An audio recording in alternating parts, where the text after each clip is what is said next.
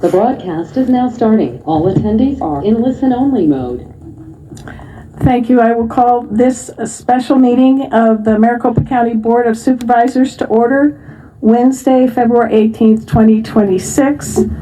Madam Clerk, would you please call roll?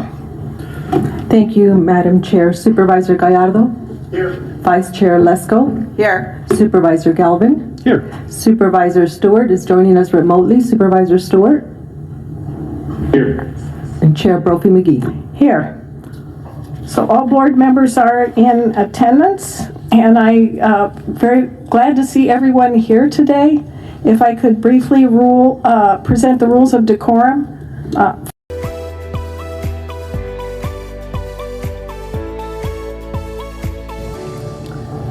The first item is presentation of a sworn report from Maricopa County Recorder Justin Heap. I'd like to welcome Mr. Heap and thank you very much for coming. Could you come forward to present the information?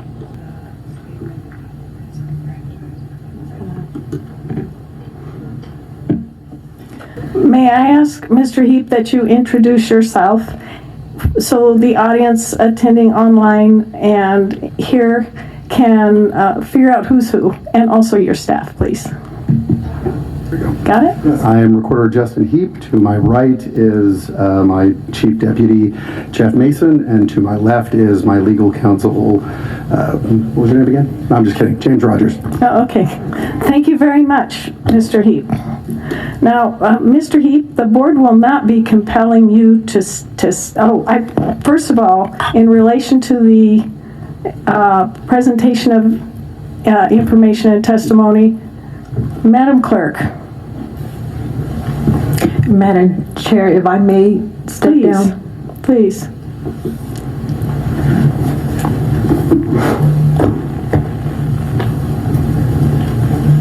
Mr. Heap, item of housekeeping here, please.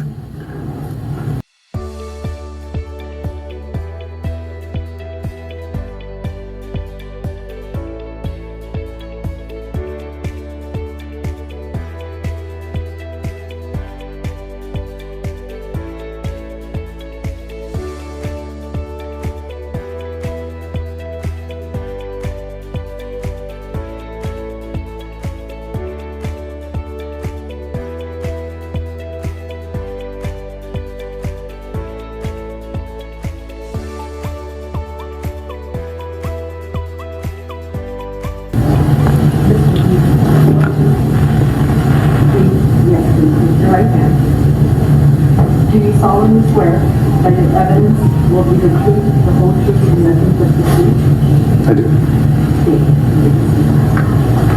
Thank you, Mr. Heap. Madam Clerk.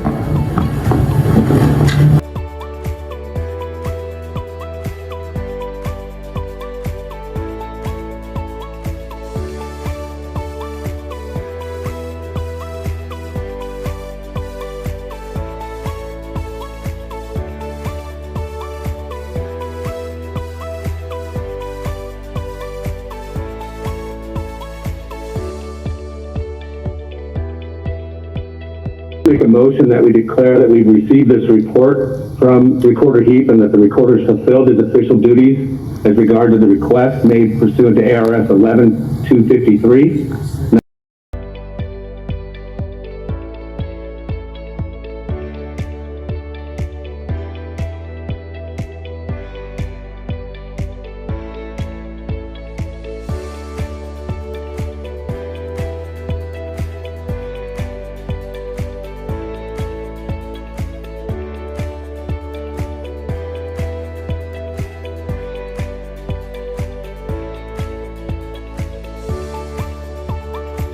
Thank you, Mr. Stewart. There's a motion on the table. Is there a second?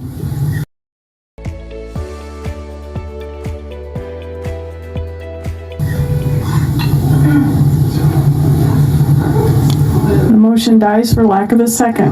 Madam Chair. Mr. Galvin. Madam Chair, Recorder Heap Your Chief of Staff, Sam Stone, testified to us that MCAO had approved your mail ballot plan for the CD7 race last year.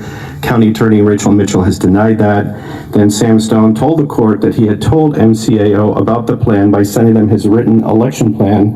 As far as we can tell, that document never disclosed that your office would be mailing ballots to people who did not request them. How do you reconcile Sam's testimony to us today, to the court, and to those documents?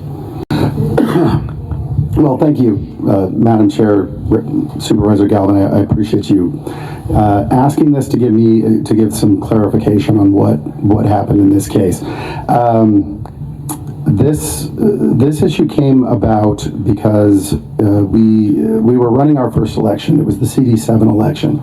Now, I certainly wanted to use this election as an opportunity to show the board that we could work collaboratively together with the election department, that there would not be any issues going forward. During our discussions with the board's election team, we became aware that there were two districts there were two precincts, in the very southern corner of Maricopa County that would not have a polling location placed within an hour of their homes. These two precincts, I believe, if I recall, together made up 157 people. Of those, there were 37. Yeah, 37 sounds right. Give or take a few, I'm trying to remember back. Voters who were not on the voter list and therefore would neither receive a ballot or have an opportunity to vote in any election location near them. So we wanted to make sure that those voters would be allowed the opportunity and would not be disenfranchised. We spoke with our election director, who said that in previous elections, we were able to present this, we were able to combine these, and under law that we would be able to essentially offer these 37. So the board unfortunately has repeatedly restated this over and over again to imply that I tried to implement universal mail-in ballot across the entire election, which is something I did not do. This deals with about 36 voters in rural Arizona that would not be given a polling location. Madam Chair. And so Follow-up, Supervisor Galvin. I'll let him finish and then I have a finished, follow-up. Mr. Heap? Sure. Thank you. And because we discussed this only with Scott Jarrett, if the board had an issue with us offering this option to 36 voters, why didn't the board contact us and say, hey, we don't think this is a good idea, it's not good precedent, we think that you should check on it? Instead, the board waited and had talking points and waited for my staff to come in and then publicly attempted to embarrass them and accuse them in a meeting. If we were to work together cooperatively, why didn't the board actually just reach out and call and say, hey, we heard this is a proposal you're making, we have a concern that you are about this, can we do something else? And I would have happily taken that guidance from the Thank board. you. Madam Chair, as I recall... Mr. Galvin, last question, Sorry, please. as I recall, the question was asked of Mr. Stone if MCAO approved it. He said yes. Thank you, Madam Chair. Thank you. And for the record, and particularly Mr. Stewart, who is participating remotely, I'd like to note that this agenda item was specifically not noticed for any vote, which makes the motion that was put on the table out of order.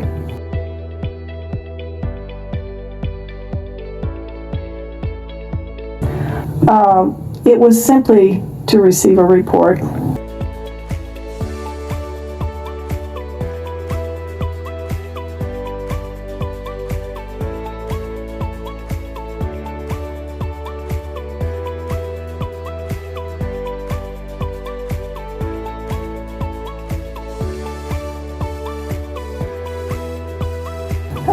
The report has been sworn to, and for that, we thank you.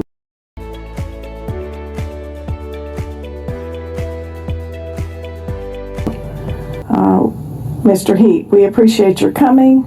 We are taking delivery of this information, and we will consider it carefully and decide what further action to take. Very quickly,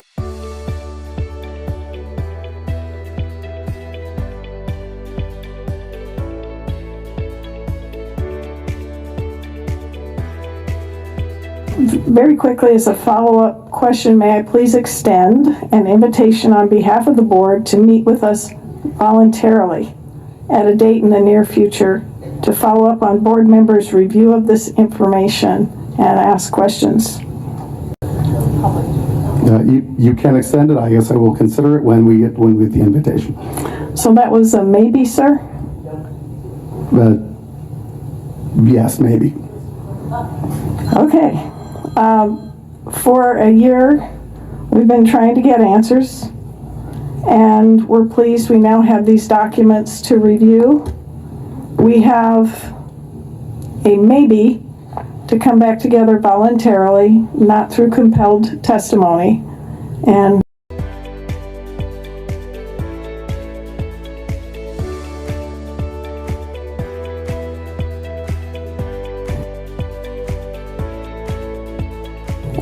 ask follow-up questions, because there's a lot of homework to do there for us. So, again, I ask, sir, could we do this voluntarily? Look, I will wait to see the status and what the invitation is. It's very difficult for me to commit to coming in to discuss this report when it's the board that has invoked a specific statute that says if you find my report insufficient or that I fail to make a report, that you can vote to remove me from office.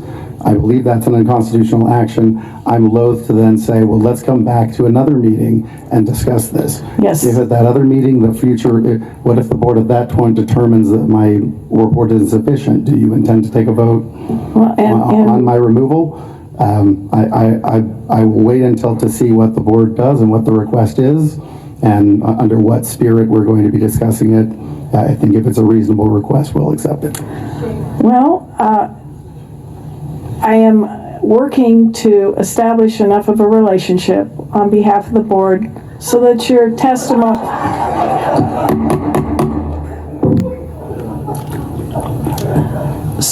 testimony would not have to be compelled. We have worked very hard over the past year to get basic information, and if there is not order in this room, I would ask, please, our security to start really considering if anyone needs to be removed.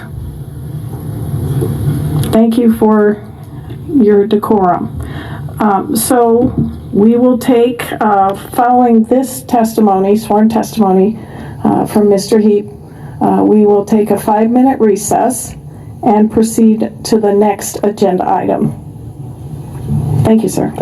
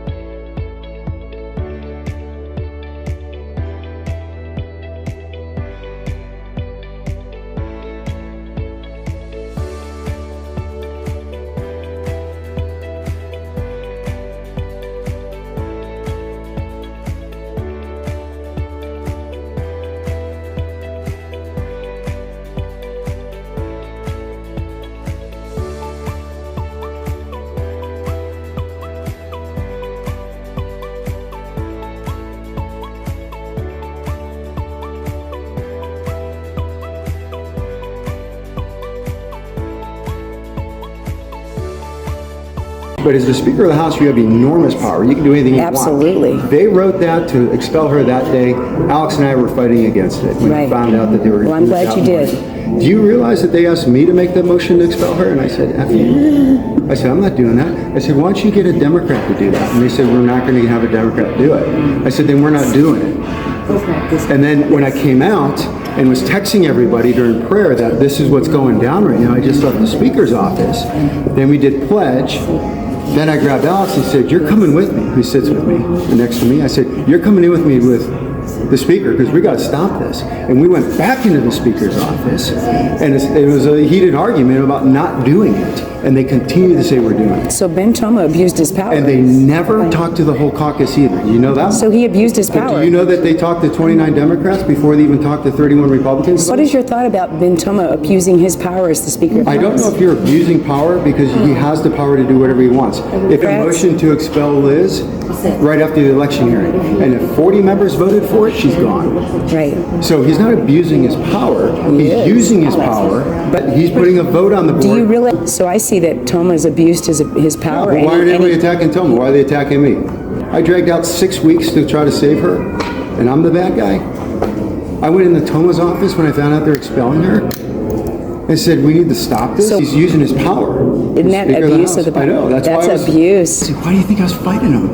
With Corlin. Yeah. Why do you think the Freedom Caucus voted no? The Freedom Caucus voted no on expulsion. How hard it is to remove a speaker. We tried with Rusty last year to insert me. Right. It is absolutely impossible to remove a speaker. You know why? Because how do you get a new speaker elected with 31 votes? The Democrats aren't going to vote because they know that why would they vote on it's not going to work. Right. They don't want me, they want Ben. Who do you think got the expulsion vote for Saul Hamilton? You think Ben Toma was happily going to do a motion to expel her? No. We, the Freedom Caucus, had to fight, including me, to go, if you expelled Liz Harris, if you expelled Liz Harris with a vote, you better damn do a vote on her. They weren't going to do that.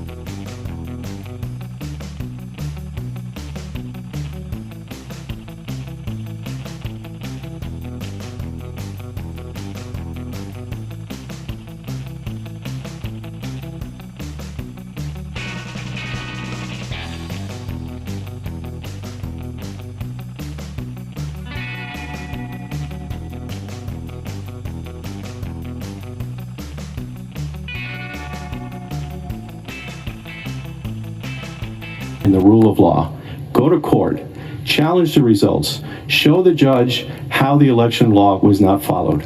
But if the court rules against you, accept the results and move on.